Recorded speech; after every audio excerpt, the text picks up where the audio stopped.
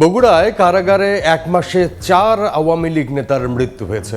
বাগেরহাটে 9 মাসের শিশু সন্তানকে হত্যার পর ছাত্রলীগ নেতার স্ত্রী আত্মহত্যা করেছেন। আওয়ামী লীগ নাম দিয়ে, ছাত্রলীগ নাম দিয়ে প্রথমে তারা ধরে নিয়ে জেলে নিচ্ছে এবং জেলের থেকে প্রচুর মানুষ আমরা শুনতে পাচ্ছি আওয়ামী লীগের নেতাকর্মীরা সেখান থেকে মৃত অবস্থায় বেরিয়ে আসছেন। তাদের তালিকা আমরা জানি না। শেখ হাসিনা দেশ ত্যাগের পরে আওয়ামী লীগ ও ছাত্রলীগের নেতাকর্মীদের উপর চলে অমানবিক নির্যাতন, হামলা, মিথ্যা মামলা, গণগ্রেপ্তার ও নৈরাজ্য। কারাগারেই মারা গেছেন একাধিক নেতাকর্মী।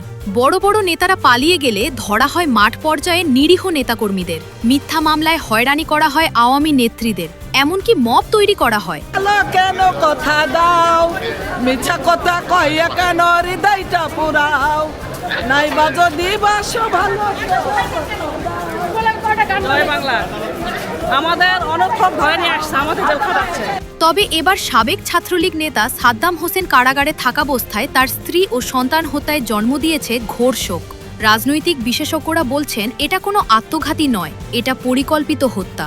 তাকে পথে ঘাটে যেখানে সেখানে দেখলে, আওয়ামী লীগ দেখলেই তাকে ধরা হচ্ছে, ছাত্রলীগ দেখলেই তাকে ধরা হচ্ছে এবং তাদের উপর অমানবিক অত্যাচার করা হচ্ছে, মদ দিয়ে পিটিয়ে মারে ফেলা হচ্ছে। তারা আওয়ামী লীগকে ধ্বংস করেছেন, তারপর আমাদের গায়ে হাত দিয়েছেন।